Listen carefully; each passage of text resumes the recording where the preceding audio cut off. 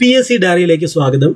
കേരള PSCയുടെ 65ാം വാർഷിക വിശേഷാൽ പതിപ്പിൽ കൊടുത്തിട്ടുള്ള 19ാമത്തെ സെറ്റ് പ്രസ്താവന ചോദ്യങ്ങളാണ് നമ്മൾ വർക്കൗട്ട് ചെയ്തുകൊണ്ടിരിക്കുന്നത്. കേരളത്തിലെ കലകൾ എന്ന ടോപ്പിക്കാണ് നമ്മൾ പഠിച്ചുകൊണ്ടിരിക്കുന്നത്. ഇതേ പുസ്തകത്തിലെ എല്ലാ വിഷയങ്ങളുടെയും പ്ലേലിസ്റ്റ് ക്രിയേറ്റ് ചെയ്തിട്ടുണ്ട്, അതുകൂടി കാണാൻ ശ്രമിക്കുക. നമുക്ക് 12ാമത്തെ ചോദ്യത്തിലേക്ക് നമുക്ക് കിടക്കാം. അതിനു മുമ്പായി ഒരു ബോക്സ് കൊടുത്തിട്ടുണ്ട്, മികച്ച നടിക്കുള്ള സംസ്ഥാന ചലച്ചിത്ര അവാർഡ്, അതുകൂടി പഠിക്കാം. അപ്പോൾ നിങ്ങൾ ഈ ചാനൽ ആദ്യമായിട്ടാണ് കാണുന്നതെങ്കിൽ തീർച്ചയായിട്ടും സബ്സ്ക്രൈബ് ചെയ്യുക, ബെല്ലൈക്കൺ എനേബിൾ ചെയ്യുക. മികച്ച നടിക്കുള്ള സംസ്ഥാന ചലച്ചിത്ര അവാർഡ് 2022 ലേറ്റസ്റ്റ് ആയിട്ട് കിട്ടിയത് വിൻസി അലോഷ്യസിനാണ്, രേഖ എന്ന സിനിമയിലെ അഭിനയത്തിന്. ഈ അവാർഡ് വിൻസിക്ക് ഈ അവാർഡ് കിട്ടുമ്പോൾ ആ ഒരു ഇന്റർവ്യൂവിൽ വിൻസി പറയുന്നുണ്ടായിരുന്നു, അവാർഡ് കിട്ടിയത് ഒരു സന്തോഷം, അവാർഡ് മേടിക്കാൻ പോകുന്നത് 2022 മികച്ച നടന് കിട്ടിയിട്ടുള്ളത് മമ്മൂട്ടിക്കാണ്, അല്ലെ മമ്മൂക്കയെ അടുത്ത് കാണാൻ പറ്റുന്നു, അതൊരു സന്തോഷം എന്നിങ്ങനെ പറയുന്നുണ്ടായിരുന്നു. അപ്പം ഞാനത് ഇവിടെ പറഞ്ഞത്, ഇപ്പം രണ്ട് കാര്യങ്ങൾ ഞാനിതിങ്ങനെ പറഞ്ഞതുകൊണ്ട് തന്നെ നിങ്ങൾക്ക് ഓർമ്മയുണ്ടാവും. ഒന്ന്, വിൻസി അലോഷ്യസിന് 2022 മികച്ച നടിക്കുള്ള സംസ്ഥാന ചലച്ചിത്ര അവാർഡ് കിട്ടി. അപ്പോഴാണ് വിൻസി ഇങ്ങനെ പറഞ്ഞത് മമ്മൂക്കയെ കൂടെ കാണാൻ പറ്റുമെന്ന്. അതായത് മമ്മൂക്കയ്ക്കും ഈ പറയുന്ന 2022 മികച്ച നടനുള്ള അവാർഡ് കിട്ടിയിട്ടുണ്ട്. അപ്പോൾ മികച്ച നടൻ മമ്മൂക്കയായിരുന്നു, മികച്ച നടി വിൻസി അലോഷ്യസ് ആണ് രേഖ എന്ന സിനിമയിലെ അഭിനയത്തിന്. ഇനി ഇതിന്റെ തൊട്ട് മുൻപ് 2021 കിട്ടിയത് രേവതിക്കാണ്. ഈ ഭൂതകാലം എന്ന് പറയുന്ന ഒരു സിനിമയിലെ അഭിനയത്തിനാണ് രേവതിക്ക് കിട്ടിയിട്ടുള്ളത്. 2020 അന്നാബെൻ കപ്പേള എന്ന സിനിമയിലെ അഭിനയത്തിനാണ് 2020 അന്നാബെന്നിന് കിട്ടിയിട്ടുള്ളത്. 2019 കനി കുസൃതി ബിരിയാണി എന്ന സിനിമയിലെ അഭിനയത്തിനാണ് കിട്ടിയിട്ടുള്ളത്. അതിൽ ഈ ബിരിയാണി എന്ന് പറയുന്ന സിനിമയിലെ അഭിനയത്തിന് ആ സമയത്ത് ചില ന്യൂസ് വാല്യൂ കിട്ടിയിട്ടുണ്ടായിരുന്നു, ചില വിമർശനങ്ങളും ഒക്കെ ആയിട്ട്. അതുകൊണ്ട് ചിലപ്പോൾ കനി കുസൃതിയുടെ ആ സിനിമയാകാം ചോദിക്കുന്നത്. 2019 കനി കുസൃതിക്ക് മികച്ച നടിക്കുള്ള സംസ്ഥാന ചലച്ചിത്ര അവാർഡ് നേടിക്കൊടുത്ത സിനിമ ഏത്? ബിരിയാണി അല്ലേ? അപ്പോൾ അങ്ങനെ ചോദിക്കുക. അപ്പോൾ ഇതാണെന്നാൽ കൂടുതൽ സാധ്യത വിൻസി അലോഷ്യസിനും കനി കുസൃതിക്കുമാണ് കാണുന്നത്. അപ്പോൾ നമ്മുടെ 12ാമത്തെ ചോദ്യത്തിലേക്ക് നമ്മൾ കടക്കുകയാണ്. 12ാമത്തെ ചോദ്യം, ശരിയായ പ്രസ്താവനകൾ ഏതെല്ലാം എന്നുള്ളതാണ് ചോദ്യം. ശരിയായ പ്രസ്താവനകൾ ഏതെല്ലാം? അപ്പോൾ 4 പ്രസ്താവനയാണ് കൊടുത്തിട്ടുള്ളത്. 4 പ്രസ്താവന, നമുക്ക് ആ 4 പ്രസ്താവന ഒന്ന് നോക്കാം. പറങ്കി നാടകം എന്നറിയപ്പെടുന്ന കലാരൂപമാണ് ചവിട്ട് നാടകം എന്ന് കൊടുത്തിരിക്കുന്നു. പറങ്കി നാടകം എന്നറിയപ്പെടുന്ന കലാരൂപമാണ് ചവിട്ട് നാടകം എന്നൊരു പ്രസ്താവന കൊടുത്തിരിക്കുന്നു. ഇത് ശരിയാണോ തെറ്റാണോ? നിങ്ങളത് നിങ്ങളുടെ പേപ്പറിൽ ഒന്ന് രേഖപ്പെടുത്തി വയ്ക്കുക. അടുത്ത 2ാമത്തെ പ്രസ്താവന പറയുകയാണ്, കേരളത്തിലെ ഏറ്റവും പഴക്കമുള്ള കലാരൂപമായി കണക്കാക്കുന്നത് കൂടിയാട്ടമാണെന്ന് പറയുന്നു. കേരളത്തിലെ ഏറ്റവും പഴക്കമുള്ള കലാരൂപമായി കണക്കാക്കുന്നത് കൂടിയാട്ടമാണെന്ന് പറയുന്നു 2ാമത്തെ പ്രസ്താവന. 3ാമത്തെ പ്രസ്താവന, കാളി നാടകം എന്ന പേരിലും അറിയപ്പെടുന്ന കലാരൂപമാണ് മുടിയേറ്റ് എന്ന് പറയുന്നു.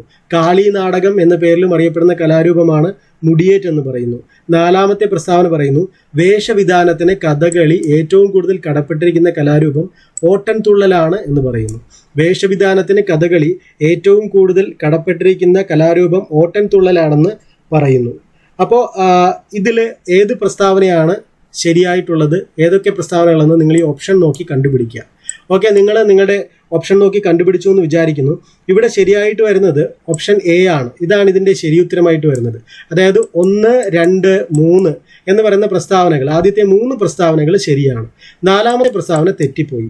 എന്തുകൊണ്ടാണ് 4ാമത്തെ പ്രസ്താവന തെറ്റിപ്പോയതെന്ന് പറഞ്ഞാൽ, വേഷവിധാനത്തിന് കഥകളി ഏറ്റവും കൂടുതൽ കടപ്പെട്ടിരിക്കുന്നത് മുടിയേറ്റ് എന്ന് പറയുന്ന ഒരു കലാരൂപവുമായിട്ടാണ്. മുടിയേറ്റ് എന്ന് പറയുന്ന കലാരൂപവുമായിട്ടാണ് ഏറ്റവും കൂടുതൽ കടപ്പെട്ടിരിക്കുന്നത്. അപ്പോൾ ഈ ഓട്ടൻതുള്ളൽ എന്നതിന് പകരം മുടിയേറ്റായിരുന്നു വന്നിരുന്നതെങ്കിൽ ശരിയാകുമായിരുന്നു. അപ്പോൾ വേഷവിധാനത്തിന് കഥകളി ഏറ്റവും കൂടുതൽ കടപ്പെട്ടിരിക്കുന്ന കലാരൂപം മുടിയേറ്റ്. അടുത്തത് 13ാമത്തെ ചോദ്യമാണ്. അപ്പോൾ ഇത് 12ാമത്തെ ചോദ്യം ശരിയാക്കിയിട്ടുള്ളവർക്ക് 1 മാർക്ക് ലഭിക്കുകയാണ്. അടുത്തത് 13ാമത്തെ ചോദ്യമാണ്. 13ാമത്തെ ചോദ്യം നോക്കാം. താഴെ കൊടുത്തിരിക്കുന്ന പ്രസ്താവനകൾ കാണുക, എന്നിട്ട് ശരി കണ്ടെത്തുക എന്നുള്ളതാണ് ചോദ്യം. ഇതിൽ 2 പ്രസ്താവന കൊടുത്തിട്ടുണ്ട്. അതിൽ ഒന്നാമത്തെ പ്രസ്താവന വായിക്കാം. പ്രസ്താവന 1, കേരള നടനത്തിന്റെ വളർച്ചയ്ക്ക് സഹായകമായ നിർദ്ദേശങ്ങൾ മുന്നോട്ട് വെച്ച അമേരിക്കൻ നർത്തകി ഇസ്തർ ഷെർമാനാണ് എന്ന് പറയുന്നു. കേരള നടനത്തിന്റെ വളർച്ചയ്ക്ക് സഹായകമായ നിർദ്ദേശങ്ങൾ മുന്നോട്ട് വെച്ച അമേരിക്കൻ നർത്തകി ഇസ്തർ ഷെർമാനാണെന്ന് പറയുന്നു. ഇതാണ് ഒന്നാമത്തെ പ്രസ്താവന. പ്രസ്താവന 2 പറയുന്നു, 1987 ഒക്ടോബർ 9 എറണാകുളത്ത് നടന്ന ഭാരത കലോത്സവത്തിൽ രാമായണം ബാലയിൽ ദശരഥനായി അഭിനയിക്കെ അരങ്ങിൽ വെച്ച് അന്തരിച്ച നൃത്താചാര്യനാണ് ഗുരു ഗോപിനാഥ് എന്ന് പറയുന്നു. രണ്ടാമത്തെ പ്രസ്താവന 1987 ഒക്ടോബർ 9 എറണാകുളത്ത് നടന്ന ഭാരത കലോത്സവത്തിൽ രാമായണം ബാലയിൽ ദശരഥനായി അഭിനയിക്കെ അരങ്ങിൽ വെച്ച് അന്തരിച്ച നൃത്താചാര്യനാണ് ഗുരു ഗോപിനാഥ് എന്ന് പറയുന്നു. ഇങ്ങനെ 2 പ്രസ്താവനകളാണുള്ളത്. ഇത് നിങ്ങളുടെ ആൻസർ കണ്ടെത്തിയെന്ന് വിചാരിക്കുന്നു. ഇവിടെ ഓപ്ഷൻ സി ആണ് ഇത് ആൻസർ ആയിട്ട് വരുന്നത്. അതായത് ഈ 2 പ്രസ്താവനകളും ശരിയാണ്. 2 പ്രസ്താവനകളും ശരിയാണ്. ഇതിന്റെ ആൻസർ ചെയ്തിട്ടുള്ളവർക്ക് 1 മാർക്ക് കൂടി ലഭിക്കുകയാണ്. അടുത്ത 14ാമത്തെ പ്രസ്താവന നോക്കാം. 14ാമത്തെ പ്രസ്താവന പറയുന്നത് ശരിയായ ജോഡികൾ ഏതെല്ലാം എന്നാണ്. അതിൽ 1ാമത്തെ ജോഡി നോക്കുക. ഇത്തിരി നേരം പോക്ക് ഇത്തിരി ദർശനം. അത് OV വിജയനുമായി ബന്ധപ്പെടുത്തിയിരിക്കുന്നു. ചെറിയ മനുഷ്യരും വലിയ ലോകവും ജി അരവിന്ദനുമായി ബന്ധപ്പെടുത്തിയിരിക്കുന്നു. കാകദൃഷ്ടി ഗോപികൃഷ്ണനുമായി ബന്ധപ്പെടുത്തിയിരിക്കുന്നു. കുഞ്ഞമ്മാൻ യേശുദാസനുമായി ബന്ധപ്പെടുത്തിയിരിക്കുന്നു. അപ്പോൾ ജോഡികൾ നമ്മൾ പറഞ്ഞു അല്ലെ. 14ാമത്തെ ചോദ്യത്തിന്റെ ജോഡികൾ നമ്മൾ പറഞ്ഞു. ഇതിൽ ശരിയായിട്ടുള്ള ജോഡികൾ കണ്ടുപിടിക്കാനാണ്. നിങ്ങൾ ഇത്തിരി നേരം പോക്ക് ഇത്തിരി ദർശനം OV വിജയൻ, ചെറിയ മനുഷ്യരും വലിയ ലോകവും ജി അരവിന്ദൻ, കാകദൃഷ്ടി ഗോപികൃഷ്ണൻ, കുഞ്ഞമ്മാൻ യേശുദാസൻ. ഇതിൽ നിന്നും നിങ്ങൾ ശരിയായിട്ടുള്ളത് കണ്ടുപിടിച്ചു എന്ന് ഞാൻ വിചാരിക്കുന്നു. ഇതിൽ ശരിയായിട്ട് വരുന്നത് ഓപ്ഷൻ ഡി ആണ്. 1, 2, 3 ആദ്യത്തെ 3 എണ്ണം ശരിയാണ്. ആദ്യത്തെ 3 എണ്ണം ശരിയാണ്. 4ാമത്തത് തെറ്റിപ്പോയി. അപ്പോൾ 4ാമത്തത് ശരിക്കും BM ഗഫൂർ യേശുദാസൻ എന്നതിന് പകരം BM ഗഫൂർ ആയിരുന്നു വന്നിരുന്നതെങ്കിൽ ശരിയാകുമായിരുന്നു. BM ഗഫൂർ ആയിരുന്നെങ്കിൽ ശരിയാകുമായിരുന്നു. മനസ്സിലായോ? അപ്പോൾ കുഞ്ഞമ്മാൻ BM ഗഫൂറിൻ്റെതാണ്. കുഞ്ഞമ്മാൻ BM ഗഫൂർ. അപ്പോൾ അടുത്ത ഒരു ചോദ്യം നമുക്ക് നോക്കാം. അപ്പോൾ ഇവിടെ 1 മാർക്ക് നിങ്ങൾക്ക് ലഭിക്കുകയാണ്. അടുത്ത 15ാമത്തെ ചോദ്യം നമുക്ക് നോക്കാം. 15ാമത്തെ ചോദ്യം പ്രസ്താവനകൾ കൊടുത്തിട്ടുണ്ട്. 2 പ്രസ്താവനകൾ. അതിൽ ശരി കണ്ടുപിടിക്കാനാണ് പറയുന്നത്. 1ാമത്തെ പ്രസ്താവന കഥകളിയിൽ പിന്നണി ഗായകർ പാടുന്നതിനനുസരിച്ച് നടൻ അഭിനയിക്കുന്ന രീതിക്ക് തുടക്കമിട്ട സമ്പ്രദായമാണ് വെട്ടത്തുനാടൻ സമ്പ്രദായം. കഥകളിയിൽ പിന്നണി ഗായകർ പാടുന്നതനുസരിച്ച് നടൻ അഭിനയിക്കുന്ന രീതിക്ക് തുടക്കമിട്ട സമ്പ്രദായമാണ് വെട്ടത്തുനാടൻ സമ്പ്രദായം. പ്രസ്താവന 2 പറയുന്നു വെട്ടത്തുനാടൻ സമ്പ്രദായത്തിൽ ഉപയോഗിക്കുന്ന വേഷവിധാനങ്ങൾക്ക് എത്യോപ്യയിലെ പരമ്പരാഗത വേഷമാണ് പ്രചോദനമായിട്ടുള്ളതെന്ന് പറയുന്നു. വെട്ടത്തുനാടൻ സമ്പ്രദായത്തിൽ ഉപയോഗിക്കുന്ന വേഷവിധാനങ്ങൾക്ക് എത്യോപ്യയിലെ പരമ്പരാഗത വേഷമാണ് പ്രചോദനമായിട്ടുള്ളതെന്ന് പറയുന്നു.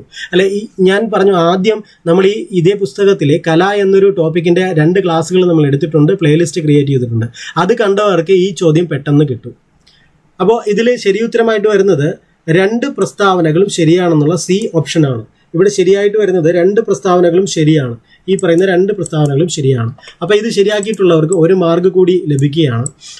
അടുത്തൊരു ചോദ്യമാണ് 16ാമത്തെ ചോദ്യം നമുക്ക് നോക്കാം. 2 പട്ടിക തന്നിട്ടുണ്ട്, അത് മാച്ച് ചെയ്യാനാണ് പറഞ്ഞിട്ടുള്ളത്. അപ്പോൾ 2 പട്ടികയുണ്ട്, അത് മാച്ച് ചെയ്യാൻ പറഞ്ഞിരിക്കുന്നു. പട്ടിക നോക്കുക. 1 ബുദ്ധചരിതം ആട്ടക്കഥ, 2 ഒലിവർ വിജയം ആട്ടക്കഥ, 3 ഔഷധാഹരണം ആട്ടക്കഥ, 4 ഉത്തരാസ്വയംവരം ആട്ടക്കഥ. ഇതുമായി ബന്ധപ്പെട്ട ആൾക്കാരാണ് കട്ടക്കയം ചെറിയാൻ മാപ്പിള, NV കൃഷ്ണവാര്യർ, ഇരയിമ്മൻ തമ്പി, വള്ളത്തോൾ. ഒന്നെങ്കിൽ നിങ്ങൾ വീഡിയോ പോസ് ചെയ്തുകൊണ്ട് ഇത് മാച്ച് ചെയ്യുക. ഇത് മാച്ച് ചെയ്തിട്ട് നിങ്ങൾക്ക് കിട്ടുന്ന ആൻസർ തൊട്ട് അടുത്ത് വരുന്നുണ്ട്. അപ്പോൾ ഇവിടെ ശരിക്കും ഇതിൻ്റെ ആൻസറായിട്ട് വരുന്നത് ഓപ്ഷൻ എ ആണ്. ഞാൻ അത് അടുത്ത ഈ പേജിൻ്റെ മുകളിലേക്കാണ് ഞാനത് പോകുന്നതിന് മുന്നേ ഇവിടെ കണക്ട് ചെയ്ത് പറയാം. ഇവിടെ ബുദ്ധചരിതം ആട്ടക്കഥ NV കൃഷ്ണവാര്യരുടേതാണ്. ബുദ്ധചരിതം ആട്ടക്കഥ NV കൃഷ്ണവാര്യരുടേതാണ്. അതേപോലെ ഒലിവേർ വിജയം ആട്ടക്കഥ കട്ടക്കയം ചെറിയാൻ മാപ്പിളയാണ്. ഒലിവേർ വിജയം ആട്ടക്കഥ കട്ടക്കയം ചെറിയാൻ മാപ്പിളയുടേതാണ്.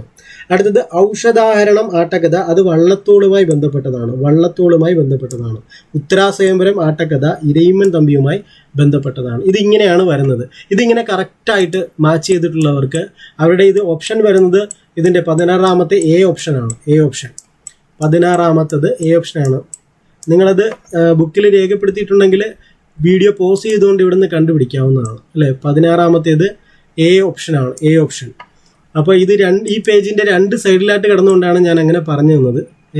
ഓക്കെ, ഇതിൽ അടുത്ത 17ാമത്തെ ചോദ്യം നമുക്ക് നോക്കാം. ശരിയായ പ്രസ്താവനകളാണ് ഇവിടെ പറയുന്നത്. ശരിയായ പ്രസ്താവനകൾ 17ാമത്തേത്. അപ്പോൾ 1ാമത്തെ പ്രസ്താവന പറയുന്നത് നോക്കുക. പടയണി അരങ്ങേറുന്നുവെന്ന് അറിയിക്കാനുള്ള വാദ്യമേളമാണ് കാച്ചിക്കെട്ടെന്ന് പറയുന്നു. പടയണി അരങ്ങേറുന്നുവെന്ന് അറിയിക്കാനുള്ള വാദ്യമേളമാണ് കാച്ചിക്കെട്ടെന്ന് പറയുന്നു. 2ാമത്തെ പ്രസ്താവന പറയുന്നു പുരുഷന്മാർ മാത്രം കൈകാര്യം ചെയ്യുന്ന കേരളീയ വാദ്യ സംഗീതമാണ് സോപാന സംഗീതം എന്ന് പറയുന്നു. പുരുഷന്മാർ മാത്രം കൈകാര്യം ചെയ്യുന്ന കേരളീയ വാദ്യ സംഗീതമാണ് സോപാന സംഗീതം എന്ന് പറയുന്നു. മൂന്നാമത്തെ പ്രസ്താവന പറയുന്നു മഴ പെയ്യിച്ചതായി കരുതപ്പെടുന്ന കർണാടക സംഗീതത്തിലെ രാഗമാണ് അമൃതവർഷിണി എന്ന് പറയുന്നു. മഴ പെയ്യിച്ചതായി കരുതപ്പെടുന്ന കർണാടക സംഗീതത്തിലെ രാഗമാണ് അമൃതവർഷിണി രാഗമെന്ന് പറയുന്നു. നാലാമത്തെ പ്രസ്താവന പറയുന്നത് മഴ പെയ്യിച്ചതായി കരുതപ്പെടുന്ന ഹിന്ദുസ്ഥാനി സംഗീതത്തിലെ രാഗമാണ് മേഘമൽഹാർ എന്ന് പറയുന്നു. നാലാമത്തെ പ്രസ്താവന മഴ പെയ്യിച്ചതായി കരുതപ്പെടുന്ന ഹിന്ദുസ്ഥാനി സംഗീതത്തിലെ രാഗമാണ് മേഘമൽഹാർ എന്ന് പറയുന്നു. അപ്പോൾ 4 പ്രസ്താവനയും ഞാൻ വായിച്ചിട്ടുണ്ട്. ഇത് വെച്ചിട്ട് നിങ്ങൾ ആ എലിമിനേഷൻ ടെക്നിക്ക് ഉപയോഗിച്ചുകൊണ്ട് ഇതിൽ നിന്ന് കണ്ടുപിടിക്കുക. എലിമിനേഷൻ ടെക്നിക്ക് എങ്ങനെയാണ് യൂസ് ചെയ്യേണ്ടതെന്നുള്ളത് ആദ്യത്തെ 11 സെറ്റ് പ്രസ്താവന ചോദ്യങ്ങളിൽ ഞാൻ ട്രെയിനിങ് കൊടുത്തിട്ടുണ്ട്. അത് കണ്ടതിന് ശേഷമാണെങ്കിൽ 12ാമത്തെ സെറ്റ് തൊട്ട് നിങ്ങൾക്ക് വർക്കൗട്ട് ചെയ്യാം. അപ്പോൾ നിങ്ങൾക്ക് എങ്ങനെയാണ് ഈ എലിമിനേഷൻ ടെക്നിക്ക് യൂസ് ചെയ്യുക എന്നുള്ളത് അതിൽ നിന്ന് മനസ്സിലാകുന്നതാണ്. പ്ലേലിസ്റ്റ് ക്രിയേറ്റ് ചെയ്തിട്ടുണ്ട്. അപ്പോൾ ഇവിടെ 17ാമത്തേതിൻ്റെ ശരിയായിട്ടുള്ള ഉത്തരമായിട്ട് വരുന്നത് എ ഓപ്ഷനാണ്. അതായത് ഈ കൊടുത്തിരിക്കുന്ന ഈ 4 പ്രസ്താവനകളും ശരിയാണ്.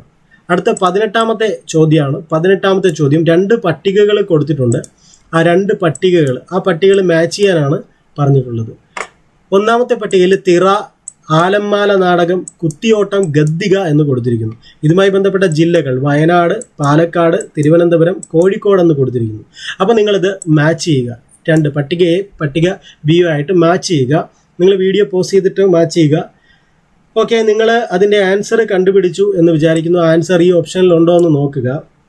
ഓക്കെ, അപ്പോൾ ഞാനിതിൻ്റെ കറക്റ്റായിട്ടുള്ള കാര്യം പറയാം. ഇപ്പോൾ തിറ എന്ന് പറയുന്നത് ശരിക്കും കോഴിക്കോട് ജില്ലയുമായി ബന്ധപ്പെട്ടതാണ്. തിറ. അതേപോലെ ആലമ്മാല നാടകം അത് പാലക്കാട് ജില്ലയുമായി ബന്ധപ്പെട്ടതാണ്. ആലമ്മാല നാടകം. കുത്തിയോട്ടം തിരുവനന്തപുരം ജില്ലയുമായി ബന്ധപ്പെട്ടതാണ്. കുത്തിയോട്ടം. അതേപോലെ ഗദ്ദിക വയനാട്. ഈ കൂട്ടത്തിൽ നിങ്ങൾക്ക് കൃത്യമായിട്ട് അറിയാൻ സാധ്യത ഗദ്ദിക ആയിരുന്നിരിക്കും അല്ലേ? ഓക്കെ, അപ്പോൾ ഗദ്ദിക വയനാടാണ് കൊടുത്തിട്ടുള്ളത് 4A. അപ്പോൾ ആ ഒരു കാര്യം വെച്ച് തന്നെ നിങ്ങൾക്ക് കണ്ടുപിടിക്കാൻ പറ്റുമായിരുന്നു അല്ലേ? കാരണം ഗദ്ദിക അല്ലേ 4A, ഗദ്ദിക മാത്രം നിങ്ങൾക്ക് അറിയാമായിരുന്നെങ്കിൽ അല്ലേ 4A പിന്നെ വേറെ എങ്ങും വരുന്നില്ല. കണ്ട 4A. അപ്പോൾ എലിമിനേഷൻ ടെക്നിക്ക് യൂസ് ചെയ്താൽ മനസ്സിലാക്കുക. എലിമിനേഷൻ ടെക്നിക്ക് എന്ന് പറയുന്നത് ഇതേപോലെ ഇങ്ങനെ 4 ഓപ്ഷൻ തരുമ്പോൾ ഇത് 4ഉം വായിച്ചതിന് ശേഷം നിങ്ങൾ ചെയ്ത് നോക്കണമെന്നില്ല. നിങ്ങൾക്കറിയാവുന്ന ഒരു ഓപ്ഷൻ അതിനകത്തുണ്ടെങ്കിൽ അത് വെച്ചിട്ട് നിങ്ങളുടെ ഈ ആൻസർ കീയിലേക്ക് ഉണ്ടോ എന്നുള്ളത് ചെക്ക് ചെയ്ത് നോക്കി കണ്ടുപിടിക്കാവുന്നതേ ഉള്ളൂ അല്ലേ? ഓക്കെ, അപ്പോൾ അടുത്ത 19ാമത്തെ ചോദ്യമാണ്. 19ാമത്തെ ചോദ്യം പറയുന്നു താഴെ കൊടുത്തിരിക്കുന്ന പ്രസ്താവനകൾ കാണുക, എന്നിട്ട് ശരി ഏതെന്ന് കണ്ടുപിടിക്കുക. അതാണ് കൊടുത്തിട്ടുള്ളത്. 19ാമത്തെ ചോദ്യം. പ്രസ്താവന 1 പറയുന്നു ഹൈന്ദവ പുരാണേതിഹാസങ്ങൾക്ക് പുറമെ ക്രിസ്തീയവും ഇസ്ലാമികവുമായ വിഷയങ്ങളും വഴങ്ങുന്ന കേരളീയ നൃത്തരൂപമാണ് കേരള നടനം എന്ന് പറയുന്നു. ഹൈന്ദവ പുരാണേതിഹാസങ്ങൾക്ക് പുറമെ ക്രിസ്തീയവും ഇസ്ലാമികവുമായ വിഷയങ്ങളും വഴങ്ങുന്ന കേരളീയ നൃത്തരൂപമാണ് കേരള നടനം എന്ന് പറയുന്നു. പ്രസ്താവന 1. പ്രസ്താവന 2 പറയുന്നു കേരള നടനം തുടക്കത്തിൽ അറിയപ്പെട്ട പേരാണ് കഥകളി നടനം എന്ന് പറയുന്നു. കേരള നടനം തുടക്കത്തിൽ അറിയപ്പെട്ട പേരാണ് കഥകളി നടനം എന്ന് പറയുന്നു. അപ്പോൾ ഇങ്ങനെ 2 പ്രസ്താവന കൊടുത്തിട്ടുണ്ട്. ഇതിൽ ശരി ഉത്തരം കണ്ടുപിടിക്കുക. ഓപ്ഷനിൽ നിന്നും ശരി ഉത്തരം കണ്ടുപിടിക്കുക. ഇവിടെ ശരി ഉത്തരമായിട്ട് വരുന്നത് സി ഓപ്ഷനാണ്. 2 പ്രസ്താവനകളും ശരിയാണ്. ഈ കൊടുത്തിരിക്കുന്ന 2 പ്രസ്താവനകളും ശരിയാണ്. അപ്പോൾ നമ്മൾ ഇതിൻ്റെ അവസാനത്തെ ക്വസ്റ്റ്യനിലേക്ക് അടക്കുകയാണ്. 20ാമത്തെ ചോദ്യത്തിലേക്ക് അടക്കുകയാണ്. കൂടിയാട്ടത്തെ സംബന്ധിച്ച ശരിയായ വസ്തുതകൾ ഏതെല്ലാം? അതാണ് കൂടിയാട്ടത്തെ സംബന്ധിച്ച ശരിയായ വസ്തുതകൾ ഏതെല്ലാം? അതാണ് ചോദ്യം. അതിൽ ഒന്നാമത്തെ പ്രസ്താവന പറയുന്നു മാനവ സമുദായത്തിൻ്റെ മഹത്തായ പാരമ്പര്യ കലയെന്ന് യുനെസ്കോ വിശേഷിപ്പിച്ച കലാരൂപമാണ് കൂടിയാട്ടം. മാനവ സമുദായത്തിൻ്റെ മഹത്തായ പാരമ്പര്യ കലയെന്ന് യുനെസ്കോ വിശേഷിപ്പിച്ച കലാരൂപമാണ് കൂടിയാട്ടം. ഇത് ഒന്നാമത്തെ പ്രസ്താവനയാണ്. ഇത് ശരിയാണോ തെറ്റാണോ എന്ന് രേഖപ്പെടുത്തുക. 2ാമത്തെ പ്രസ്താവന തോരണ യുദ്ധം എന്നറിയപ്പെടുന്ന കലാരൂപമാണ് കൂടിയാട്ടം എന്ന് പറയുന്നു. തോരണ യുദ്ധം എന്നറിയപ്പെടുന്ന കലാരൂപമാണ് കൂടിയാട്ടം എന്ന് പറയുന്നു. 3ാമത്തെ പ്രസ്താവന കൂടിയാട്ടത്തിലെ സ്ത്രീവേഷങ്ങൾ സംസാരിക്കുന്ന ഭാഷ മലയാളമാണെന്ന് പറയുന്നു. കൂടിയാട്ടത്തിലെ സ്ത്രീവേഷങ്ങൾ സംസാരിക്കുന്ന ഭാഷ മലയാളമാണെന്ന് പറയുന്നു. 4ാമത്തെ പ്രസ്താവന കൂടിയാട്ടത്തെക്കുറിച്ച് നാട്യകൽപദ്രുമം എന്ന കൃതി രചിച്ചത് ഗുരു മാണി മാധവ ചാക്യാരാണ് എന്ന് പറയുന്നു. കൂടിയാട്ടത്തെക്കുറിച്ച് നാട്യകൽപദ്രുമം എന്ന കൃതി രചിച്ചത് ഗുരു മാണി മാധവ ചാക്യാരാണെന്ന് പറയുന്നു. ഇങ്ങനെ 4 പ്രസ്താവന കൊടുത്തിട്ടുണ്ട്. 4 പ്രസ്താവനയും വായിച്ചു. ഇതിൽ നിങ്ങളുടെ ആൻസർ നിങ്ങൾ കണ്ടുപിടിച്ചു എന്ന് ഞാൻ വിചാരിക്കുന്നു. ഇവിടെ ആൻസറായിട്ട് വരുന്നത് ബി ഓപ്ഷനാണ്. 1 to 4 ആണ്. അതായത് പ്രസ്താവനകൾ 1ഉം 2ഉം 4ഉം ശരിയാണ്, 3 തെറ്റിപ്പോയി. അതിൻ്റെ കാര്യമെന്ന് പറഞ്ഞാൽ ഇവിടെ പറയുന്നത് കൂടിയാട്ടത്തിലെ സ്ത്രീവേഷങ്ങൾ സംസാരിക്കുന്ന ഭാഷ മലയാളമല്ല, പ്രാകൃത എന്ന് പറയുന്ന ഒരു ഭാഷയാണ്. പ്രാകൃതം എന്ന് പറയുന്ന ഒരു ഭാഷയാണ്. അപ്പോൾ ഇത്രയുമാണ് നമ്മുടെ 19ാമത്തെ സെറ്റ് ചോദ്യത്തിലുള്ളത്. അപ്പോൾ നിങ്ങൾക്ക് ഈ വീഡിയോ ഇഷ്ടപ്പെട്ടുവെങ്കിൽ നിങ്ങൾ തീർച്ചയായിട്ടും ഷെയർ ചെയ്യണം, ലൈക്ക് ചെയ്യണം, അതേപോലെ ഈ ചാനൽ സപ്പോർട്ട് ചെയ്യണം. ഇവിടെ ഇടുന്ന എല്ലാ വീഡിയോയുടെയും ക്ലാസ്സുകൾ, പരീക്ഷ നമ്മൾ ടെലഗ്രാം ചാനലിൽ നടത്തുന്നുണ്ട്. ഡിസ്ക്രിപ്ഷൻ ബോക്സിൽ കൊടുത്തിട്ടുള്ള ലിങ്ക് വഴി അതിൽ ജോയിൻ ചെയ്യുക. അപ്പോൾ thank you, all the best.